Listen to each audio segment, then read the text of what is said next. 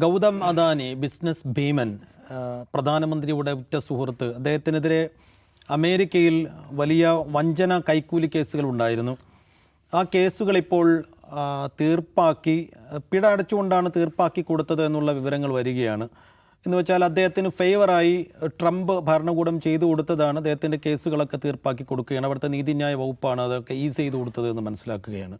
അപ്പോൾ അതിനെതിരെ ഇന്ന് രാഹുൽ ഗാന്ധി അടക്കം കോൺഗ്രസ് നേതാക്കളൊക്കെ രംഗത്ത് വന്നിട്ടുണ്ട്. വ്യാപാര കരാർ, ഇന്ത്യയും അമേരിക്കയും തമ്മിലുള്ളൊരു വ്യാപാര കരാർ ഇതിനിടെ നിലവിൽ വന്നു.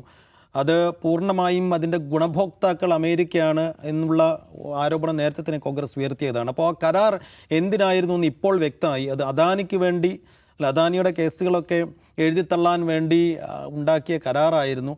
അപ്പോൾ എങ്ങനെയാണ് ഈ കേസുകളൊക്കെ എഴുതിത്തള്ളുന്നൊരു സംവിധാനം അമേരിക്കയിൽ ഉണ്ടായത് എന്നതിന് കൃത്യമായ വിശദീകരണം കേന്ദ്രം നൽകണം എന്നുള്ള ആവശ്യം ഇപ്പോൾ കോൺഗ്രസ് ഉന്നയിക്കുകയാണ്.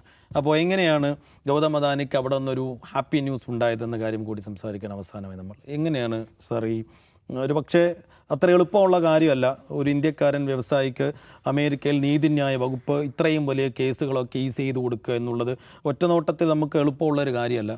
പക്ഷേ എങ്ങനെ അതിലേക്ക് എത്തിയിട്ടുണ്ടാവും? 250 മില്യൺ ഡോളറിൻ്റെ അഴിമതി ആരോപണമാണ് ആ കേസ്. അത് ഊരിക്കൊടുക്കുക എന്ന് വെച്ച് കഴിഞ്ഞാൽ ഇതിപ്പോൾ ഈ സേഫ് ഹോറിനത് പിഴയടക്കുക എന്നുള്ളത്, പിഴയടച്ചതല്ല. അദ്ദേഹം ഒരു 1000 കോടി ഡോളറിൻ്റെ നിക്ഷേപം അമേരിക്കയിൽ നടത്തും എന്ന് വാഗ്ദാനം ചെയ്യുകയാണ്. അതിൻ്റെ അടിസ്ഥാനത്തിലാണ് ഈ ഇളവുകൾ നൽകി അദ്ദേഹത്തെ ആ കേസിൽ നിന്ന് ഊരി ഇപ്പോൾ വിട്ടിരിക്കുന്നതെന്നുള്ളതാണ്. ഇതിൽ കാണേണ്ട ഒരു കാര്യം എന്ന് വെച്ച് കഴിഞ്ഞാൽ പ്രധാനമായിട്ടും ഈ ഗൗതം അദാനി അവിടെ അമേരിക്കയിൽ നടത്തിക്കൊണ്ടിരിക്കുന്ന ഇൻവെസ്റ്റ്മെൻറ്റ് അല്ലെങ്കിൽ അദ്ദേഹത്തിൻ്റെ തന്നെ അവിടുത്തെ താല്പര്യങ്ങൾ ഒക്കെ തന്നെ ലിങ്ക് ചെയ്തിരിക്കുന്നത് നരേന്ദ്രമോദി ഗവൺമെൻറ്റിൻ്റെ താല്പര്യങ്ങളുമായിട്ടാണ് എന്നതാണ് പ്രധാനമായി ഉയർന്നു വന്ന. ഇത് ഇപ്പോൾ പുതുതായിട്ട് വന്നിട്ടുള്ള ആരോപണമല്ല. നമ്മുടെ തന്നെ നയപരമായ തീരുമാനങ്ങൾ, കേന്ദ്ര ഗവൺമെൻറ്റിൻ്റെ നയപരമായ തീരുമാനങ്ങളൊക്കെ തന്നെ ആ ഒരു താല്പര്യപ്രകാരമുള്ളതായിട്ടാണ് നമ്മൾ പൊതുവെ പല തരത്തിലുള്ള പല ആരോപണങ്ങളായിട്ട് മുന്നോട്ട് വന്നിട്ടുള്ളത്. അതിൽ ഏറ്റവും പ്രധാനമായിട്ട് രാഹുൽ ഗാന്ധി തന്നെയാണ് അത് മുന്നോട്ട് കൊണ്ടുവന്നത്. ഇപ്പോൾ ഈ പറയുന്ന US ഇന്ത്യ ട്രേഡ് പാക്റ്റിൻ്റെ ഇപ്പോൾ ഈ ഫ്രെയിം വർക്ക് തയ്യാറാക്കിയ സമയത്ത് വന്നിട്ടുള്ള പ്രധാനപ്പെട്ട ആരോപണം അത് തന്നെയായിരുന്നു.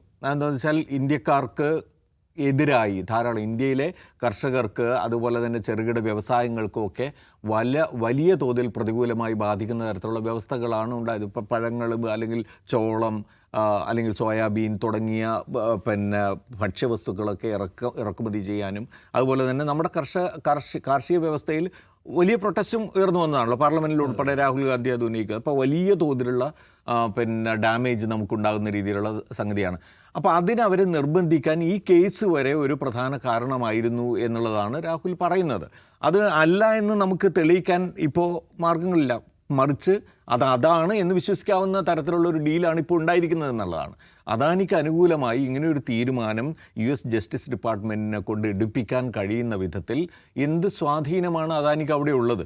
ആ സ്വാധീനം വെറുതെ വരുന്നതല്ല. അപ്പോൾ അതിലേറ്റവും പ്രധാനപ്പെട്ട കാര്യം എന്ന് പറയുന്നത് ഈയിടെ അദാനിയുടെ വക്കീൽ മാറി അവിടെ. ആ വക്കീൽ എന്ന് പറയുന്നത്, അദ്ദേഹത്തിൻ്റെ പേര് എനിക്ക് പെട്ടെന്ന് കിട്ടുന്നില്ല, പക്ഷേ ആ വക്കീൽ എന്ന് പറയുന്നത് ഈ ട്രംപിൻ്റെ പേഴ്സണൽ വക്കീലാണ്, അറ്റോർണിയാണ്. ഇപ്പം ട്രംപിൻ്റെ തന്നെ അറ്റോർണിയാണ് ഇന്നിപ്പോൾ അവിടെ ഇദ്ദേഹത്തിൻ്റെ അദാനിയുടെ അറ്റോർണി. ആ നിലയിൽ ഇതിനെ ഒന്ന് ആലോചിച്ച് നോക്കുക. അത് അത്രയും ക്ലോസ് ആയിട്ടുള്ള അല്ലെങ്കിൽ അത്രയധികം ഡയറക്റ്റ്ലി റിലേറ്റഡ് ആയിട്ടുള്ള ഒരു സംഗതിയായി മാറുകയാണ്. അപ്പോൾ ഇവിടുത്തെ ഗവൺമെൻറ്, ഇന്ത്യ ഗവൺമെൻറ്റിന് അവിടെ സാധിക്കുന്നതിൽ കൂടുതൽ കാര്യങ്ങൾ ഒരുപക്ഷെ അദാനിക്ക് അവിടെ സാധിക്കുന്ന നിലയിലേക്ക് കാര്യങ്ങൾ മാറിയിട്ടുണ്ട്. അപ്പോൾ രാഹുൽ ഉന്നയിക്കുന്ന ആ പോയിൻ്റ് വളരെ പ്രധാനമാണ്. എന്തുകൊണ്ടാണ് നമ്മുടെ നാട്ടിൽ മുണ്ടുമുറുക്കി ഉടുക്കാനും നമ്മൾ വിദേശയാത്ര ഒഴിവാക്കാനും നമ്മൾ ഇവിടെ എന്താ പറയുക ചെലവ് ചുരുക്കാനും ഒക്കെ ആവശ്യപ്പെടുന്ന ഗവൺമെൻറ് അദാനിയുടെ കാര്യത്തിൽ അദ്ദേഹത്തിന് എന്തും സാധിക്കുന്ന രീതിയിൽ ഉള്ള വഴിയൊരുക്കി കൊടുക്കുകയാണ് എന്നുള്ളതാണ്. അവിടെ ഇത്രയും വലിയൊരു കേസിന് പോലും നിലനിൽപ്പില്ലാത്ത രീതിയിൽ വിന്നോവർ ചെയ്യാൻ കഴിയുന്ന ഒരു വ്യവസായിയെ ഗവൺമെൻറ് ഉണ്ടാക്കിയെടുക്കുന്നു, അല്ലെങ്കിൽ അങ്ങനെ ഒരു വ്യവസായിക്ക് വേണ്ടുന്ന എല്ലാവിധ സപ്പോർട്ടും ഇവിടെ കേന്ദ്ര ഗവൺമെൻറ് ചെയ്തു കൊടുക്കുകയാണ്.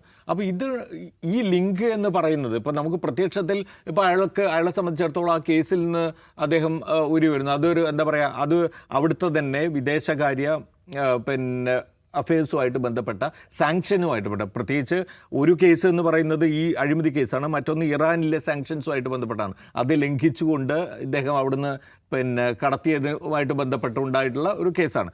ഈ രണ്ട് കേസുകളുടെ കാര്യത്തിലും രണ്ടാമത്തെ കേസിലാണ് പിഴ അടക്കുന്നതെന്ന് എനിക്ക് തോന്നുന്നു, ഈ പിന്നെ ഇറാൻ സാങ്ഷൻസുമായിട്ട് ബന്ധപ്പെട്ട. രണ്ട് കേസിലും പിന്നെ എളുപ്പത്തിൽ വരാൻ കഴിയുന്നു എന്നുള്ളതാണ്.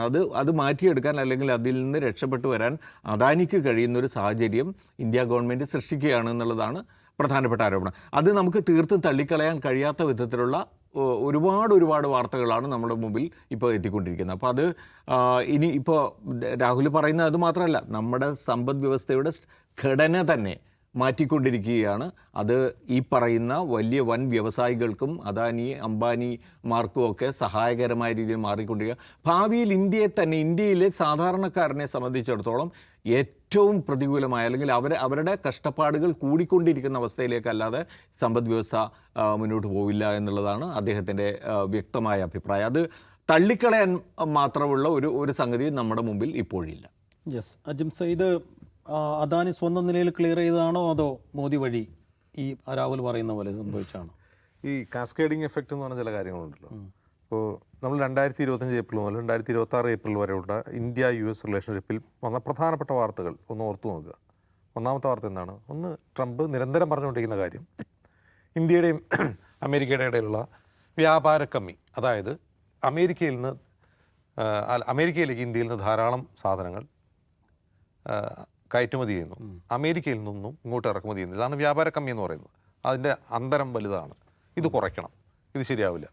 ഇതാണ് ഒരു പ്രശ്നം ട്രംപ് മുന്നോട്ട് വയ്ക്കുന്നത്. അദ്ദേഹം നിരന്തരം പറയുന്നുണ്ട്. അവസാനം ഈ കാര്യം മുൻനിർത്തി ഇന്ത്യക്ക് മേൽ അധിക തീരുവ ചുമത്തുന്നു. കഴിഞ്ഞ ഏപ്രിലാണ് അത് ചുമത്തുന്നത്, 2025 ഏപ്രിൽ. അപ്പോൾ അത് വലിയ പ്രശ്നമാവുന്നു. ഇന്ത്യയിൽ മാത്രമല്ല മറ്റ് പല രാജ്യങ്ങളുമായിട്ട് ആ പ്രശ്നം ഉണ്ടാകുന്നു.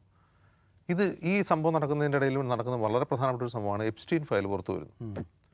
ശ്രദ്ധിച്ച് കേൾക്കണം. എപ്സ്റ്റീൻ ഫയലിൽ വന്നിട്ടുള്ള വളരെ പ്രധാനപ്പെട്ട പേരുകൾ, ഒന്ന് അനിൽ അംബാനി, മറ്റൊരാൾ നമ്മുടെ പെട്രോളിയം മന്ത്രിയായിരുന്ന അദ്ദേഹത്തിൻ്റെ പേരെന്താണ്, പുരിയാണ്, ഹർദീപ് സിംഗ് പുരി.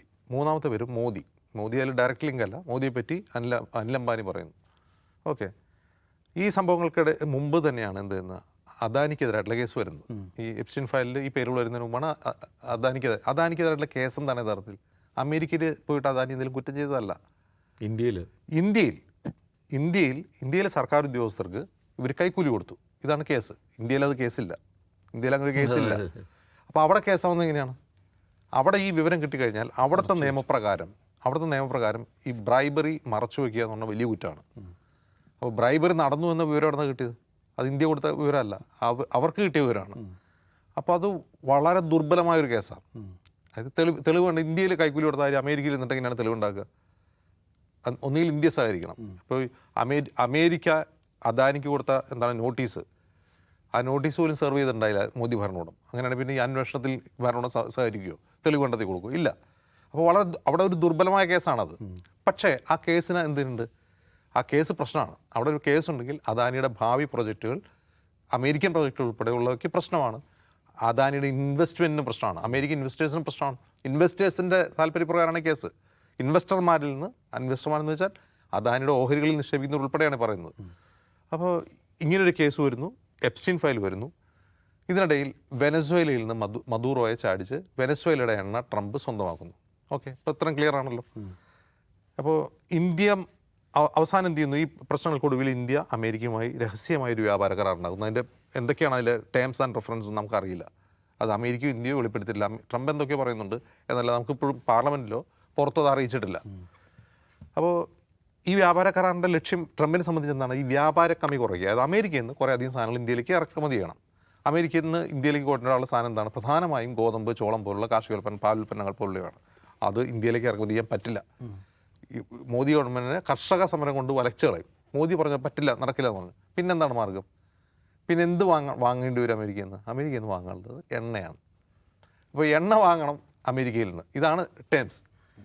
ആ ടേംസ് യാഥാർത്ഥ്യമായി നമ്മൾ ഈ സംസാരിക്കുമ്പോൾ അത് യാഥാർത്ഥ്യമായി കഴിഞ്ഞു. ഇന്നത്തെ ദിവസം ഇന്ന് ഏപ്രിൽ 18, 19, 20 ഇന്നത്തെ ദിവസം മെയ് 19 ഇന്നത്തെ ദിവസം അമേരിക്കയിൽ നിന്ന് ഇന്ത്യ വാങ്ങുന്ന എണ്ണയുടെ അളവ് 4 ലക്ഷം ബാരലാണ്. 4 ലക്ഷം ബാരൽ എന്ന് പറഞ്ഞാൽ ചെറുതല്ല. 4 ലക്ഷം ബാരലാണ് ഇന്ന് ഇറക്കുമതി. നമ്മളാരെങ്കിലും അറിയുന്നുണ്ടോ അത്? അമേരിക്കയിൽ നിന്ന് ഇന്ത്യ ഔദ്യോഗികമായ എണ്ണ ഇറക്കുമതി ആരംഭിച്ചു കഴിഞ്ഞു. 1 മാസം ആവുന്നു. ഇന്ത്യയിൽ അത് ചർച്ചയല്ല, ആർക്കും അറിയണ്ട, അതൊരു വിഷയമേ അല്ല. 4 ലക്ഷം ബാരലാണ്. ഇതെങ്ങനെയാണ് അമേരിക്ക സാധ്യമാക്കിയത്? അപ്പോൾ ഇന്ത്യ അമേരിക്ക തമ്മിലുണ്ടാക്കിയിട്ടുള്ള വ്യാപാര കരാറിൽ അമേരിക്കയുടെ താല്പര്യം എന്താണ്? വ്യാപാര കമ്മി കുറയ്ക്കണം. അപ്പോൾ അവിടെ നിന്ന് സാധനങ്ങൾ ഇറക്കുമതി ചെയ്യണം. ഇറക്കുമതി ചെയ്യാൻ കാർഷികോൽപ്പന്നങ്ങളോ ഹാർലി ഡേവിസൺ പോലുള്ള ബൈക്കൊന്നും ഇറക്കുമതി ചെയ്യാൻ പറ്റില്ല. ഇറക്കുമതി ചെയ്യാൻ പറ്റുന്ന ആകെ എന്താണ്? അമേരിക്കൻ എണ്ണയാണ്. ആ അമേരിക്കൻ എണ്ണ ഇറക്കുമതി ചെയ്യാൻ വേണ്ടി വേറൊരു കാര്യം കൂടി അമേരിക്ക ചെയ്തു. റഷ്യ എന്നുള്ള എണ്ണ വാങ്ങൽ നിർത്തിക്കോ. അത് കുറച്ച് എക്സ്റ്റെൻഡ് ചെയ്തു. മെയ് 16-ാം തീയതി 3 ദിവസം മുമ്പ് അതിൻ്റെ കാലാവധി അവസാനിച്ചു. ഇനി നമുക്ക് റഷ്യയിൽ നിന്നല്ല എണ്ണ വാങ്ങുക, നമ്മൾ അമേരിക്കയിൽ നിന്നും വെനസ്വേലയിൽ നിന്നാണ്. അപ്പോൾ ഇന്ത്യ ഈ ഹോർമുസ് സ്ട്രെയ്റ്റിലെ ഈ പ്രശ്നങ്ങൾ കാരണം ഇന്ത്യ ഡൈവേഴ്സിഫൈ ചെയ്തിട്ടുണ്ട് എണ്ണ വാങ്ങുന്ന പല രാജ്യങ്ങളിൽ നിന്ന്. ആ ഡൈവേഴ്സിഫിക്കേഷൻ്റെ ഭാഗമായി ഇന്ത്യ വാങ്ങുന്നത് വെനസ്വേലയിൽ നിന്നും അമേരിക്കയിൽ നിന്നും വാങ്ങുന്നുണ്ട്. എവിടെ കിടക്കുന്ന രാജ്യമാണ്? അവിടെ നിന്ന് കപ്പൽ ഇവിടെ എത്തണമെങ്കിൽ എത്ര ചിലവ് വരും? ഇതൊക്കെ ആരുടെ മേലിലാണ് വരിക? നമ്മൾ ഇന്ത്യക്കാരുടെ മേലാണ് വരിക. ഇപ്പോൾ ഹോർമുസ് കടലുകൾ തുറന്നാലും നമുക്കിനി ഇന്ത്യ എന്തില്ല? റഷ്യയുടെ എണ്ണയില്ല. പകരം എവിടെ നിന്നാണ് എണ്ണ വരിക? അമേരിക്കയിൽ നിന്നും വെനസ്വേലയിൽ നിന്നുമാണ്. അപ്പോൾ യഥാർത്ഥത്തിൽ സംഭവിച്ചത് ട്രംപ് വേറൊരു കാര്യം കൂടി സംഭവിച്ചിരുന്നു. അമേരിക്കയിൽ പോയ മോദിയെ അടുത്ത് നിർത്തിക്കൊണ്ട് ഈ മനുഷ്യൻ്റെ രാഷ്ട്രീയ ഭാവി ഞാനായിട്ട് നശിപ്പിക്കില്ല എന്ന് പരസ്യമായും ഭീഷണി മുടക്കിയിരുന്നു. ഓപ്പറേഷൻ സിന്ദൂറിൻ്റെ സമയത്ത് ഞാനാണ് അവിടെ ബ്രോക്കർ ചെയ്യുന്നത്, മോദിയെ നാണം കെടുത്തിയിരുന്നു. ഇതെല്ലാം ചെയ്തിട്ടാണ് അവസാനം ഈ എണ്ണ മേടിപ്പിച്ചതെന്നുകൂടി ആലോചിക്കുക. കച്ചവടമാണ് നടക്കുന്നത്. അതിൽ എന്താണ് കച്ചവടം നടപ്പോൾ പിന്നെ അദാനിയുടെ കേസൊക്കെ എന്ത്? ഇനി വേറൊരു കാര്യം കൂടിയുണ്ട്. അനിൽ അംബാനിയുടെ പേര് ഒന്ന് പറഞ്ഞല്ലോ. അനിൽ അംബാനി ആരാണ്? മുകേഷ് അംബാനിയുടെ അനിലാണ്. ആ പേര് വന്നതിൻ്റെ പേരിൽ ടെക്സസിൽ റിലയൻസിൻ്റെ $400 ബില്യൺ പ്രൊജക്റ്റാണ് വരാൻ പോകുന്നത്. അത് ട്രംപ് ചെയ്യിപ്പിക്കുന്നതാണ്. ഇവിടെ നിന്ന് അവിടെ പോയി ഇൻവെസ്റ്റ് ചെയ്യുക, അവിടെ ഒരു റിഫൈനറി പണിയുക, അവിടുത്തെ ഷെയിൽ ഓയിൽ റിഫൈൻ ചെയ്യാനുള്ള $400 ബില്യൺ പെട്രോകെമിക്കൽ പ്രൊജക്റ്റാണ് റിലയൻസ് കരാർ ഉണ്ടാക്കിയിട്ടുള്ളത് അമേരിക്കയുമായി. ഇതൊക്കെ ചുമ്മാ നടക്കുന്നതാണോ? അതായത് എങ്ങനെയാണ് മോദിയെ കൊണ്ട് അമേരിക്കൻ താല്പര്യങ്ങൾ നടപ്പാക്കാം എന്നുള്ളത് ട്രംപിന് നന്നായിട്ട് അറിയാം. ആ കളിയെല്ലാം കഴിഞ്ഞ ഈ 2025 മുതൽ 2026 വരെ ഉള്ള കാര്യങ്ങൾ കളിച്ചു കഴിഞ്ഞിരിക്കുന്നു. നമ്മൾ ഓർത്ത് മനസ്സിലാക്കേണ്ട ഒരു കാര്യം, നമ്മളിപ്പോൾ എണ്ണ വാങ്ങുന്നത് റഷ്യയിൽ നിന്നല്ല, അമേരിക്കയിൽ നിന്നുള്ള കാര്യം എല്ലാ ഇന്ത്യക്കാരും ഓർത്തിരിക്കുക.